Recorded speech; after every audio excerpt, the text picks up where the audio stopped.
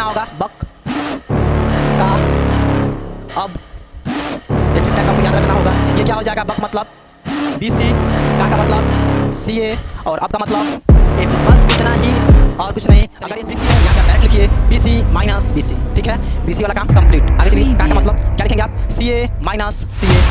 AB वाला देखिए, AB का काम स्टार्ट, तो AB माइनस AB। ये आपको बात समझ में आ रही है। अब करना क्या है, असली बात तो अब आएगी। यहाँ लिखना क्या है, 12 21। देखिए, पहले वाले को 1 देना है, दूसरे वाले को 2 देना है। अब इस चीज को पढ़ देना है, पहले वाले को 2 देना है, दूसरे वाले को 12 21। सेम कहानी इसमें भी 12 21 का रिपीट करना है, 12 और ये रहा 21। सेम कहानी यहाँ पर भी 12 और यहाँ पर भी 21। बधाई हो, आप सीख गए फार्मूला बनाना। तो देखिए, ये फार्मूला बनकर तैयार हो गया आपके सामने। विधि का फार्मूला यही होता है दोस्त। अब देखिए, इसमें होगा क्या कि अगर हम x का मान निकालना चाहते हैं, इस विधि के द्वारा अगर हम x का मान निकालना चाहते हैं, मैं क्या करूँगा, इसको पकड़ करके इस वाले के साथ ले जाइए, इस वाले के साथ, ठीक है। और अगर आप y का मान निकालना चाहते हैं, तो मैं क्या बोलना चाहता हूँ, y का मान निकालने के लिए इसको पकड़ करके इस वाले के साथ ले जाएंगे। मतलब कि अगर x का वैल्यू फाइंड आउट करना होगा, इसको पकड़ने मत करिए। अभी थोड़ा सा एक और पॉइंट लिख दे रहा हूँ, कोई हल नहीं। तो इसमें आप क्या समझते हैं, हाँ इसमें संगत होगा, तो मैंने बताया कि नहीं बताया। चलो, इसका हल होगा ना, हल होगा तो डायरेक्ट लिखिए, ये संगत होगा, ठीक है। अगर हल है इसका तो संगत है, इसका हल नहीं है तो ये क्या हो जाएगा, ये हो जाएंगे असंगत। ये असंगत हो जाएगा। और ये कैसी रेखाएं हैं, समांतर रेखाएं हैं, तो यहाँ से मैं बोल सकता हूँ समांतर रेखा, ठीक है।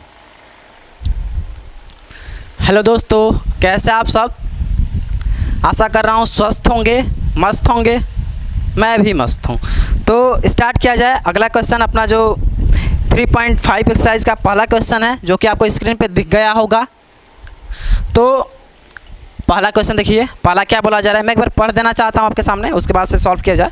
निम्न रैखिक समीकरणों के युग्मों में से किसका एक अद्वितीय हल है। अद्वितीय हल आप समझते हैं क्या होता है, जिसका केवल और केवल एक ही सॉल्यूशन होता है, वो अद्वितीय हल होता है।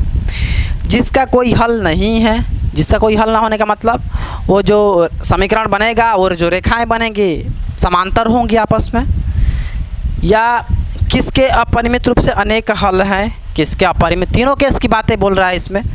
तो आगे देखा जाए, अद्वितीय हल की स्थिति में उसे वृज गुणन विधि से ज्ञात कीजिए। अद्वितीय हल की स्थिति में हमें क्या करना है, वृज गुणन विधि से सॉल्व करना है। तो आपको पहले मैं ये सिखा देता हूँ कि वृज गुणन विधि होता क्या है और ये तीनों केस क्या बोलना चाहते हैं, वो थोड़ा सा सीख ले जाए, तब इस क्वेश्चन पे आ जाएगा और मज़ा आएगा। तो ये जो मैं बात बोलना चाहता हूँ, पहले वृज गुणन विधि सीख लिया जाए, उसके बाद से सॉल्यूशन वगैरह पे आऊँगा। पहले वृज गुणन देखिए, वृज गुणन विधि,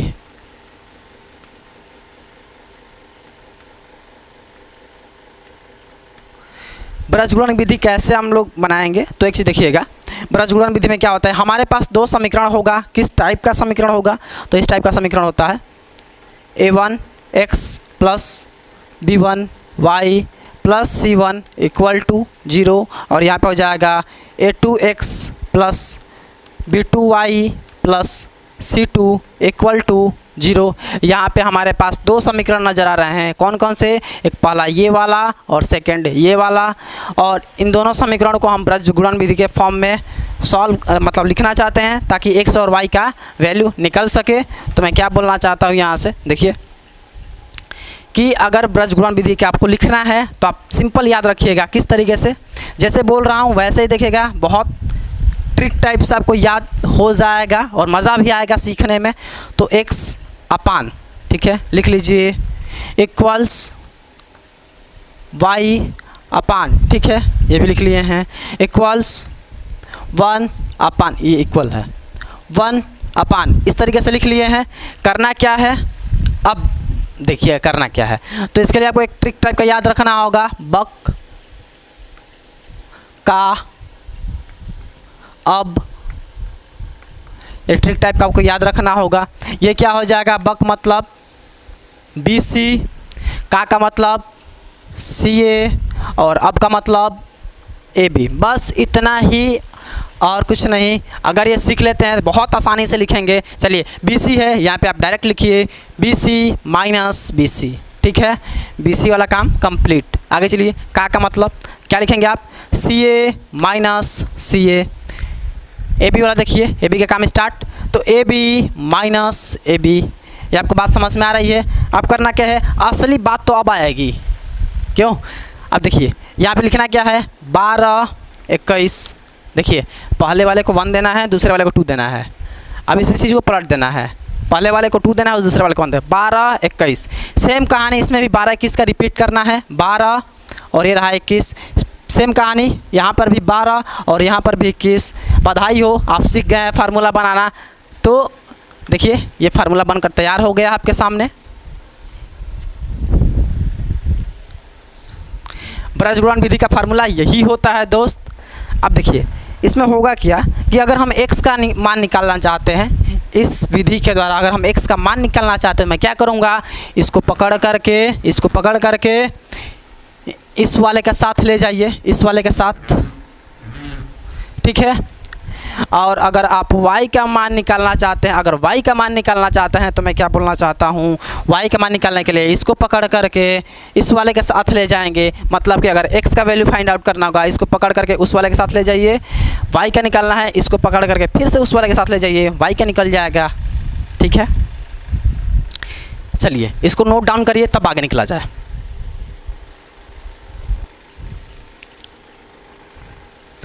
ये सब, ये वाला पार्ट थोड़ा सा देख लीजिए कि ये अद्वितीय सॉल्यूशन क्या होता है, अपरिमित रूप से अनेक हल वाला क्या होता है, जिससे कोई हल नहीं है वो क्या होता है। तो मैं इस बात को लिख देना चाहता हूँ।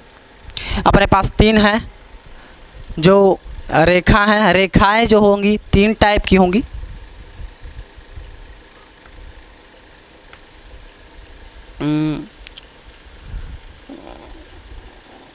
दो रेखाओं के प्रकार, जो दो रेखाएं होंगी, 2 चर वाले में 2 ही हम रेखा के बारे में जानते हैं। 2 रेखाओं के प्रकार किस किस टाइप के होते हैं उसको देख लिया जाए ताकि चीज़ें क्लियर रहें और आगे चला जाए इसको पढ़ करके। तो एक यहाँ पे हो जाएगा, एक मैं यहाँ बोल देना चाहता हूँ। 3 टाइप के होंगे, कौन कौन से? तो एक हो जाता है अद्वितीय सॉल्यूशन, अद्वितीय हल बोला जाता है हिंदी में, पहला। उसके बाद से ये हो जाता है अद्वितीय हल हो जाएगा। सेकंड वाला अपरिमित रूप से अनेक हल, अपरिमित रूप से अनेक हल। और तीसरा वाला क्या हो जाएगा, कोई हल नहीं।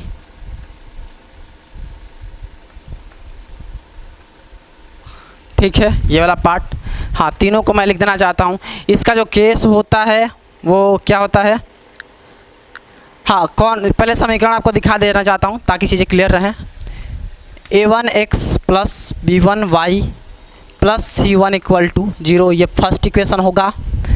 यहाँ पे हो जाएगा a2x plus b2y plus c2 equal to 0, ये आपका सेकंड इक्वेशन हो जाएगा। ठीक है, आगे देखिए, इसी समीकरण का जो ये है वो टाइप दिया गया है, तो ये क्या हो जाएगा, तो ये होता है a1 upon a2 not equal to b1 upon b2। ये जो आप देख पा रहे हैं ये अद्वितीय हल का केस है। ठीक है, इसमें और क्या होता है ये तो आपको समझ में आया। और चीज़ देखिए, इसमें क्या होता है कि इसका जो अगर ग्राफ की अगर बात किया जाएगा तो ये x वाला और ये y वाला, ठीक है, y डैश बोल दीजिए, इसको x डैश बोल दीजिए। इसमें 2 समीकरण मान लीजिए, पहले का समीकरण ये लाइन 1 और दूसरा का समीकरण ये हो जाएगा लाइन 2। इसमें देखिए एक बार प्रतिच्छेद करते हैं तो कोई ज़रूरी नहीं है कि इसका समीकरण इसी तरीके से हो, लेकिन एक चीज़ पक्का, ये दोनों आपस में कट जरूर करेंगे और एक ही जगह पे कट करेंगे, एक बार कट करेंगे। एक बार कट करने का मतलब क्या हो जाएगा, एक बार हल हो जाएगा, केवल एक हल। और केवल एक हल होने का मतलब जिसका दूसरा कोई हल ना हो, अद्वितीय हल नाम में ही छिपा है। अ का मतलब नहीं होता है और द्वितीय का मतलब दूसरा, जिसका दूसरा हल ना हो, ये इनडायरेक्टली रूप से यही कहना चाहते हैं जिसका एक हल है। तो मैं क्या बोलना चाहता हूँ, इस टाइप का ग्राफ हो जाएगा। एक और चीज़ समझिए इसके बारे में, ये क्या हो जाएंगे, ये संगत होते हैं। संगत क्यों होते हैं, तो जिसका हल होगा वो संगत होता है। ये आपको बात याद रखनी होगी, कई बार एग्जाम में पूछ रखा है। तो ये जिसका हल होगा वो संगत होते हैं, ये संगत होते हैं, ठीक है। उसके बारे में डिटेल में चला जाए थोड़ा सा बस। अपरिमित रूप से अनेक हल होने का मतलब क्या हो जाता है कि भाई ये क्या हो जाएगा। हाँ, इसके बारे में एक और चीज़ लिख देना चाहता हूँ, ये कैसी रेखाएं हैं, प्रतिच्छेदी रेखाएं हैं, तो उसको भी मैं लिख देना चाहता हूँ ताकि भूलेंगे नहीं आप लोग। प्रतिच्छेदी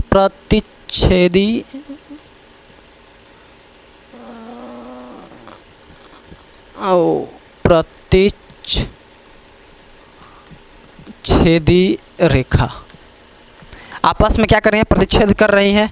यहाँ पे देखिए इसका केस क्या हो जाएगा, तो इसका यही वाला केस हो जाएगा कि A1/A2 equal B1/B2 equals C1/C2। ये इसका ये वाला केस हो जाता है, ठीक है।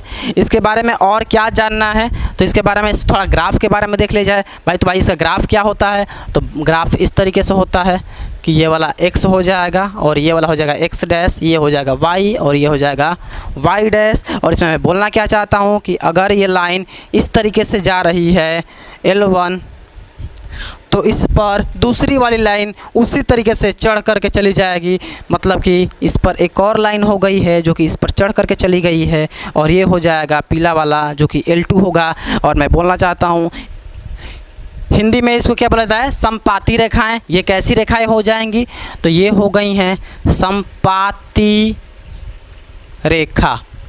संपाति का क्या मतलब होगा, एक ही पे दूसरा वाली चढ़ करके निकल जाएंगे, ठीक है, संपाति हो गया है। और क्या इसके बारे में बोला जा सकता है, तो इसके बारे में एक और चीज़ बोल सकते हैं। इसमें देखिए कि एक ही लाइन या दूसरी पे चढ़ करके निकल जाएगी, तो बहुत सारे पॉइंट होंगे जो आपस में टच कर रहे होंगे। देखिए अनेकों सारे टच कर रहे होंगे, बहुत सारे टच कर रहे होंगे, अनंत टच कर रहे होंगे नहीं, और इनफाइनाइट टच कर रहे होंगे। तो मैं क्या बोल सकता हूँ इसके लिए, इसका हो जाता है इनफाइनाइट सॉल्यूशन। मैं क्या बोल सकता हूँ, अपरिमित रूप से अनेक हल, अनंत हल, बहुत हो जाएगा इनफाइनाइट हल। तो मैं क्या बोल सकता हूँ, अपरिमित रूप से अनेक हल, परिमित रूप से अनेक हल। अगला देखिए, अगला वाला क्या है, अगला वाले में भी तीसरा केस में क्या होता है, कोई हल नहीं है, कोई हल नहीं है, तो इसका भी एक स्पेशल केस होता है। ये किस तरीके से हो जाएंगे, तो इसका टाइप होता है A1/A2 equals B1/B2 equals C1/C2। और ये वाला नहीं होता है, not equal to B1, not equal to C1/C2। बस इसमें क्या कर देना है, यहाँ पे बस कट कर देना है। एक और आपको याद करने का तरीका बताया जाए, पहले वाले में ये वाला, ठीक है, अब इसमें हम दोनों बराबर रखेंगे, और तीसरे वाले में जाएंगे, सबसे लास्ट वाले में कट करिए। आप प्रैक्टिस करेंगे ना, चीज़ें याद हो जाएंगी, ट्रिक वगैरह की ज़रूरत नहीं पड़ेगी, प्रैक्टिस करिएगा, याद हो जाएगा सारा चीज़। अब एक और चीज़ देखिए, इसमें मैं ग्राफ के बारे में थोड़ा सा डिस्कशन कर दे रहा हूँ। ग्राफ क्या कैसा हो जाएगा, तो ये आपका रहा, ये x वाला, ये हो जाएगा x डैश, ये हो जाएगा y, और ये हो जाएगा y डैश। इसको अगर बोला जाए तो किस तरीके से हो जाएंगे, इसके दोनों जो ग्राफ होंगे, हो सकता है शायद इस तरीके से हो जाए। इसको मैं L1 का नाम दे रहा हूँ, और ये इसके समांतर ही एक हो जाएगा जो कि आपस में कभी कट नहीं करेंगे, और ये L2 हो जाएगा। है तो आमने सामने भाई, लेकिन एक दूसरे क्रॉस कभी नहीं करेंगे। समझ में आ रहा है, मिलना तो चाहते हैं लेकिन मिल नहीं पाएंगे। तो इसका कोई हल नहीं होगा। इसको नोट डाउन करिए, तब नहीं, नोट डाउन नहीं मत करिए, अभी थोड़ा सा एक और पॉइंट लिख दे रहा हूँ। कोई हल नहीं, तो इसमें आप क्या समझते हैं। हाँ, इसमें संगत उंगत वगैरह के बारे में बताया कि नहीं बताया, चलो इसका हल होगा ना, हल होगा तो डायरेक्ट लिखिए ये संगत होगा, ठीक है। अगर हल है इसका तो संगत है, हल इसका भी है तो ये भी संगत है, इसका हल नहीं है तो ये क्या हो जाएगा, ये हो जाएंगे असंगत, ये असंगत हो जाएगा। और ये कैसी रेखाएं हैं, समांतर रेखाएं हैं, तो यहाँ से मैं बोल सकता हूँ समांतर रेखा। ठीक है। तो जो भी लेक्चर देख रहे होंगे, अगर रेखा नाम का कोई देख रहा है तो आप शेयर करिए ज़रूर, आपका नाम इसमें मेंशन किया जा रहा है, ठीक है। चलिए आगे।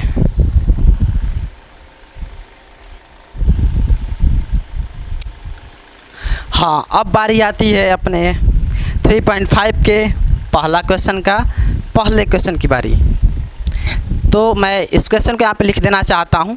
क्या बोला जा रहा है, x माइनस 3y माइनस का 3 इक्वल्स 0। ये कितना हो जाएगा, 3x माइनस 9y माइनस का 2 इक्वल्स 0। अब इसको क्या करना है, हमें चेक करके बताना है ये किस कैटेगरी का है रेखाओं में। तो यहाँ पे आप देखिए, ये कौन सा इक्वेशन भाई, ये पहला, ये कौन सा, दूसरा वाला। तो यहाँ पे कुछ नहीं है तो 1 है, तो ये क्या बताएगा, ये यही बताएगा कि जो अपना ये A1 होता है ये वही वाला है। इस चिन्ह के साथ क्या बताएंगे, ये बताएंगे B1 क्या होता है, B1। और ये जो होगा ये क्या बताएगा, ये C1 बताएगा। ये बात क्लियर हो रही होगी आप लोगों को। x का ये जो गुणांक वाला हो जाएगा ये क्या बताएगा, तो ये A2 बताएगा। A2 क्यों, सेकेंड इक्वेशन का, इसीलिए ये वाला जो पार्ट होगा y का जो गुणांक होगा, गुणांक मतलब सोचते हैं गुणा वाला अंक, ये कितना हो जाएगा, ये B2 को बताएगा। और ये वाला जो आप पार्ट देखने की कोशिश कर रहे हैं ये क्या हो जाएगा, ये C2 हो जाएगा। अब हमें चेक क्या करना है, ये किस कैटेगरी में चले गए हैं। तो चलिए, A1 upon A2 equals B1 upon B2। पहले इतना तो चेक कर लिया जाए कि इस कैटेगरी में है भी या नहीं। अगर है तो ठीक है, यहीं तक हो जाएगा, नहीं है तो आगे चला जाएगा। तो पहले चेक कर लीजिए, उसके बाद से नॉट इक्वल टू लगाया जाएगा किस कैटेगरी में जा रहे हैं। तो 1 1 अपान A3 कितना है, 3 है, A2 कितना है, 3 है, 3 लिख दीजिए। इक्वल्स लगाइए, B1 कितना, माइनस का 3, तो माइनस का 3 बोल दे रहा हूँ, ठीक है। B2 कितना, B2 माइनस का 9, माइनस का 9 मैं बोल दे रहा हूँ, ठीक है। इसको अगर कटाएंगे, सॉल्व करेंगे तो कितना हो जा रहा है, 1/3 ही हो जा रहा है। 1/3 टाइप का सोचिए, ये 3 बार में कटेगा। अब देखिए चीज़ें आगे अब बढ़ रही है, तो आगे बढ़ाइए इधर भी आप, मैं भी इधर बढ़ा दे रहा हूँ। तो कितना हो जाएगा, अब C1 C2 के बारे, C1 कितना है, माइनस का 3, तो माइनस का 3। और C2 कितना है, तो C2 है माइनस में 2, तो मैं माइनस में 2 बोल सकता हूँ। माइनस माइनस तो कट जाएगा, कोई दिक्कत नहीं है। लेकिन आप एक चीज़ गौर करिएगा, ये 1/3, ये 1/3, लेकिन ये 1/3 नहीं है, ये बराबर नहीं है। तो मैं क्या बोलूँगा, ये नॉट इक्वल्स है। अब मैं क्या बोल सकता हूँ, ये किस कैटेगरी में चला गया, अब काटेंगे इसको, अब काटेंगे। ये बात समझ, पहले ही मत काट दीजिए, अभी चेक नहीं तब तक काट देंगे, क्या मतलब बनता है उसका। पहले आप चेक करिए किस कैटेगरी में जा रहा है, उसके बाद से काटिए। तो कितना हो जाएगा, कट जाएगा। और मैं क्या बोल सकता हूँ, C1 अपान C2, और ये किस कैटेगरी में चले गया है, तो ये नो सॉल्यूशन वाले में चला गया है, जिसका कोई हल नहीं होता, कोई हल नहीं। तो 1/3 इक्वल्स 1/3 नॉट इक्वल टू 3/2, और ये किस में चले गए हैं, कोई हल नहीं।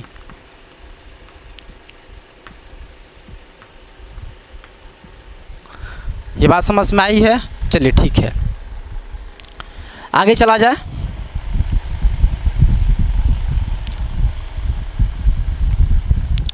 इसको नोट डाउन करिए, आगे चला जाए।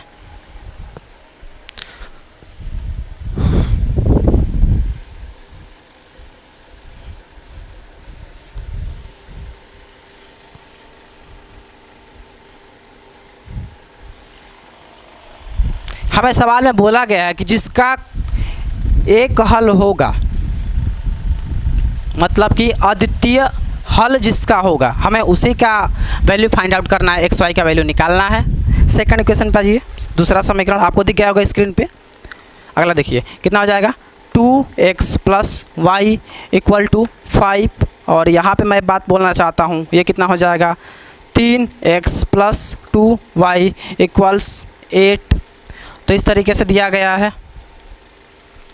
तो ये कितना हो जाएगा जी, इसको पहले स्टैंडर्ड फॉर्म में लिख लिया जाए। क्या होता है स्टैंडर्ड फॉर्म, मैं लिखने की कोशिश कर रहा हूँ।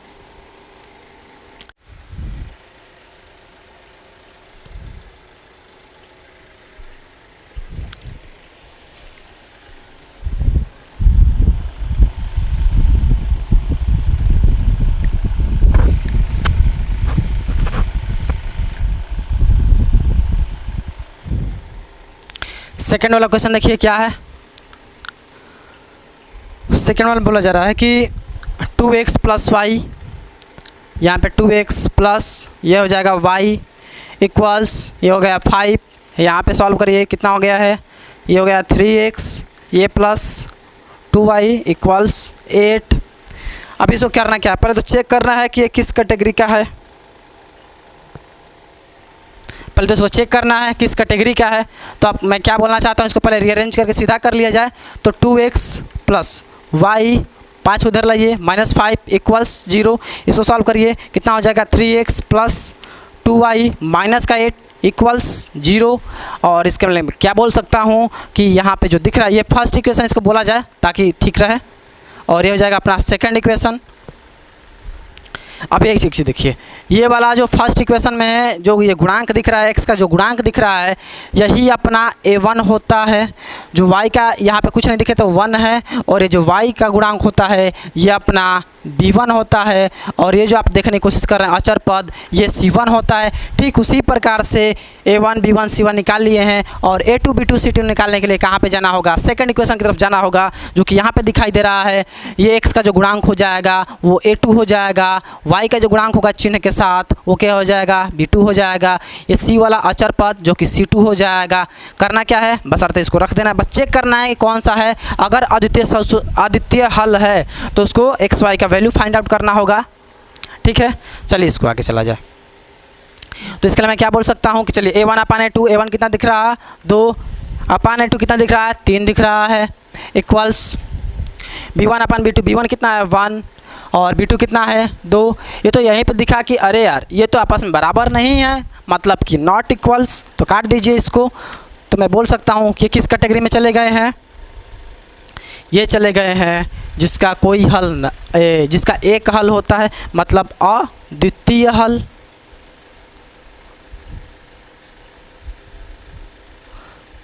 अद्वितीय हल हो जाएगा। अब अद्वितीय हल के केस में क्या करना है, इसको सॉल्व करके पहले तो चेक करना था, चेक कर लिया हमने, अद्वितीय हल निकला। अद्वितीय हल है तो कोई ना कोई x का वैल्यू तो होगा, तो उसको हमें सॉल्व कर लेना है। चलिए इसको इक्वेशन को लिखिए, मैं लिख देना चाहता हूँ यहाँ पे 2x प्लस ये कितना हो जाएगा y इक्वल्स 5, और यहाँ पे अगर देखने की कोशिश करेंगे तो कितना हो जाएगा 3x प्लस ये कितना हो जाएगा 2y इक्वल्स ये हो 8 हो गया है। इसमें अगर मैं y के गुणांकों को अगर बराबर करने की कोशिश करूं तो सबसे सिंपल है, बहुत आसान तरीके से वो बराबर हो जाएंगे। अगर x से गुणांकों को मैं बराबर करना चाहूं तो वो भी कोई कठिन नहीं है, लेकिन लेंदी प्रोसेस थोड़ा सा लंबा हो जाएगा। तो मैं करना चाहता हूं कि y के गुणांकों को आपस में बराबर करना चाहता हूं, तब ये समीकरण सॉल्व करने की स्थिति में आगे बढ़ने लग जाएगी। तो मैं क्या बोल रहा हूं, ये जो y का जो गुणांक है 2, इसको पकड़ करके समीकरण नंबर 1 में आप गुणा करा दीजिए, और इसके गुणांक को पकड़ करके समीकरण नंबर 2 में आप गुणा करा दीजिए, और दोनों को मैं वहाँ पर लिख रहा हूँ। ये बात क्लियर हुई है आप लोगों को? ठीक है, आगे चलिए। अब इधर आप गुणा कराएंगे तो क्या हो जाएगा 4x हो जाएगा, सोचिए थोड़ा सा। तो इसको मैं बोल रहा हूँ 4x प्लस इसको मल्टीप्लाई करा दीजिए, कितना हो जाएगा, ये हो जाएगा 2y हो जाएगा इक्वल्स ये 10 हो गया है। इसको सॉल्व करिए, कितना हो जाएगा जी 3x हो जाएगा प्लस ये कितना हो जाएगा, ये हो जाएगा 2y इक्वल्स ये कितना हो जाएगा, ये वाला 8 हो जाएगा। अब भी मैं क्या बोल सकता हूँ कि ये दोनों समीकरण जोड़ने घटाने की स्थिति में पहुंच गए हैं। तो ये y का गुणांक बराबर हो गया है, लेकिन इसका जो चिन्ह देख पा रहे हैं वो समान है, और चिन्ह समान जब भी होगा दोनों समीकरणों को आपस में घटाएंगे और चिन्ह आपस में पलट जाती है, ये कट जाएगा जी। और कट करके क्या हो जाएगा, इसको डील करिए, इधर x बचेगा इक्वल्स उधर क्या बचेगा 2, और x इक्वल टू हमें 2 आंसर मिल गया है। ठीक इसी सिलसिले को आगे बढ़ाया जाए और x का मान समीकरण नंबर 1 में रखेंगे। ठीक है, तो कितना हो जाएगा x इक्वल टू 2 का मान समीकरण किस में रखा जाए, 1 में। चलो एक ही अच्छा लग रहा है मुझे, 1 में डैश डैश डैश, आप समझ गए हैं क्या है। तो आगे चला जाए, रखिए कहाँ पे है पहला समीकरण, वहाँ पे 3x प्लस 3x दिख रहा है, पहले का यहीं से उठा ले रहा हूँ, 2x दिख रहा प्लस ये y दिख रहा इक्वल्स 5 है। यहाँ पे मैं क्या बोलना चाहता हूँ, x इक्वल टू 2 रख दीजिए, 2 प्लस y इक्वल्स ये रहा 5, ये कितना हो जाएगा 4 प्लस ये कितना हो जाएगा y इक्वल्स ये हो जाएगा 5, y इक्वल टू कितना हो जाएगा, उधर जाएगा घट जाएगा और y इक्वल टू हमें 1 मिल जाएगा, जो कि अपना आंसर मिल चुका है। नोट डाउन करिए, अगले क्वेश्चन पे प्रोसीड किया जाए।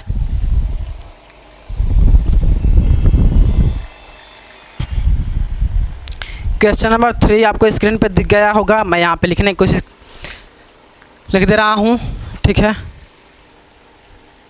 3x माइनस 5y माइनस है ये इक्वल टू ये 20 दे रखा है, यहाँ पे क्या है 6x minus 10y equal to ये 40 दे रखा है। चलिए इसको सॉल्व किया जाए।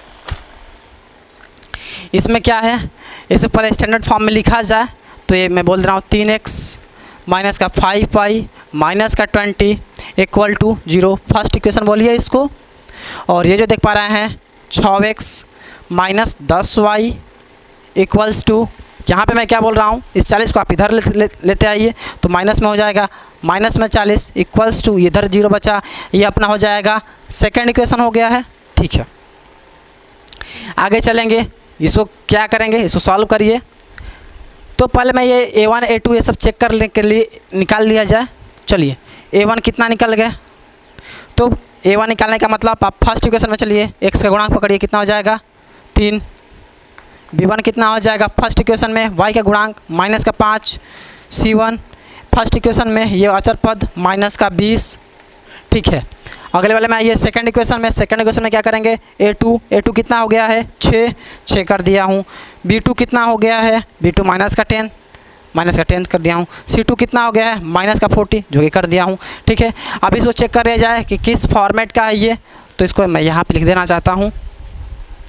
a1 अपान a2 वाला केस लगाइए, कितना हो जाएगा a1 अपान a2, मतलब कि 3 बटा में a2 कितना हो जाएगा जी, a2 6 दिया गया है 6 रखिए, equals b1 upon b2, b1 कितना है माइनस का 5 और b2 कितना है माइनस का 10, तो माइनस का 5 अपान माइनस का 10, ठीक है। आगे चलिए, तो अगला वाला देख लीजिए थोड़ा सा, ये कितना हो गया है c1 माइनस का 20 और माइनस का 40, तो मैं बोल सकता हूँ माइनस का 20 बटा माइनस का 40। अब ये क्या हो जाएगा, कट जाएगा जी, 2 बार में ये कटेगा, 2 बार में ये कटेगा, 2 बार में माइनस माइनस ऑलरेडी पहले से कट चुके हैं, तो मैं क्या बोल सकता हूँ 1/2 इक्वल्स 1/2 इक्वल्स 1/2। और ये जो आप केस देखने की कोशिश कर रहे हैं या फिर देख रहे हैं, ये किस केस का है, तो ये अपरिमित रूप से अनेक हल है, ये संपाती रेखाएं वाले केस हो गए हैं, तो ये अपरिमित रूप से अनेक हल वाला है।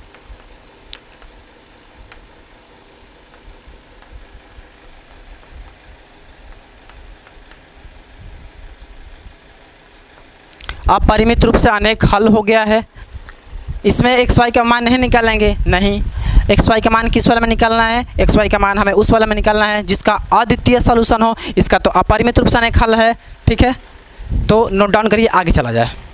चौथा वाला क्वेश्चन आपको स्क्रीन पर दिख गया होगा, मैं यहाँ पर लिख ले रहा हूँ ताकि कर लिया जाए इसको। x माइनस 3y माइनस का 7 इक्वल्स 0, और यहाँ पे दिया गया है 3x माइनस 3y माइनस का 15 इक्वल टू ये दे रखा है 0। इसको आप सॉल्व कीजिए। क्या पहले चेक कर लिया जाए क्या है, तो चेक करिए। इसका जो गुणांक होता है, गुणांक कुछ नहीं है, तो इसका डायरेक्ट मतलब ये 1 है, और ये किसको रिप्रेजेंट करेंगे, a1 को। ये फर्स्ट इक्वेशन है इसीलिए a1, ये सेकंड इक्वेशन हो जाएगा। यहाँ पे इसका जो गुणांक है y वाला, ये क्या बनेगा b1, और जो अचर पद है चिन्ह के साथ ये क्या बनेगा c1। सेकंड इक्वेशन में क्या बनेगा, ये x का जो गुणांक है ये a2 बनेगा, और सेकंड इक्वेशन में जो ये वाला y का गुणांक है वो क्या बनेगा, ये b2 आपका बनेगा, और सेकंड इक्वेशन में ये वाला जो पार्ट है वो c2 बन जाएगा। अब इसको चेक कर लिया जाए ये किस पे फिट बैठ रहे हैं, तो आगे चला जाए। तो कितना मैं बोल सकता हूँ, a1 अपन a2 करिए, 1/3 3 हो जाएगा, इक्वल्स आगे निकलिए, कितना हो जाएगा माइनस का 3 अपान माइनस का 3, तो मैं बोल सकता हूँ माइनस का 3 बटा माइनस का 3। समझ में आ रहा है कुछ, और ये कट जाएंगे जी, और कट करके 1 हो जाएगा, 1/3 ये 1 के बराबर कभी भी नहीं है, तो मैं बोल सकता हूँ नॉट इक्वल टू। यहाँ पे हमें बात समझ में आ गई है। तो ये नॉट इक्वल टू होने का मतलब क्या है, ये प्रतिच्छेदी रेखा वाला केस है। मतलब मैं इसके लिए बोल सकता हूँ, बहुत आसानी से बोल सकता हूँ कि ये अद्वितीय हल वाला केस है, अद्वितीय हल वाला। ये अद्वितीय हल का केस हो गया है। अब अद्वितीय हल के बारे में डिस्कस किया जाए कि हाँ भाई अद्वितीय हल क्वेश्चन में तो बोल रखा है, इसका मतलब हम इसका सोल्यूशन भी करना होगा। जी हाँ, इसका सोल्यूशन करना होगा। तो मैं क्या बोलूँगा, इसको सोल्यूशन अब कर लिया जाए। चलिए इसके बारे में मैं क्या बोल सकता हूँ, x माइनस 3y, ठीक है। इसको 7 को मैं इधर आकर के लेकर के लिख रहा हूँ, ठीक है। ये हो गया है। फिर से इसको लाइए, कितना हो जाएगा 3x minus 3y equal to, इसको इधर लाइए 15 हो जाएगा जी, ठीक है। आप एक चीज़ देखिएगा, ये जो y के गुणांक है वो आपस में बराबर हो गए, चिन्ह सेम हो गई है। और चिन्ह सेम हो जाता है तो क्या करते हैं, समीकरण को आपस में घटा दिया जाता है। घटाएंगे तो चिन्ह पलट जाती है, तो पलट दिया हूँ। ये प्लस और ये माइनस आपस में डील हो जाएंगे, कट जाएंगे। ये कितना हो जाएगा, माइनस का 2x इक्वल्स ये कितना हो जाएगा, माइनस का 8 हो जाएगा। और 8 ये माइनस माइनस इसमें ऐसे हटा दीजिए, तो 8 डिवाइडेड बाई 2 और x इक्वल टू निकल गया है 4। और x का वैल्यू जो 4 है वो समीकरण नंबर फर्स्ट में रखेंगे, डायरेक्ट आंसर मिलेगा। y इक्वल टू क्या होगा, तो x इक्वल टू 4 को समीकरण फर्स्ट में आप समझ गए हैं।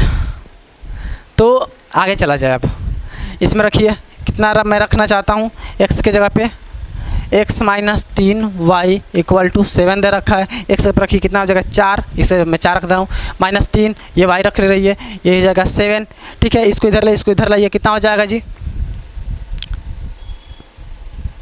इसको इधर लाइए, उसको उधर ले जाइए, ठीक है। नहीं तो आप उधर ही ले जा सकते हैं इसको, तो मैं बोल देता हूँ माइनस में 3y इक्वल, इसको उधर ही लेते जाइए, 7 माइनस 4 और क्या हो जाएगा 3y इक्वल टू ये कितना हो जाएगा 3 हो जाएगा। और y इक्वल टू माइनस का 1 जो कि आपको आंसर में दिख रहा होगा, ठीक है। हो गया है, नोट डाउन करिए, आगे निकला जाए।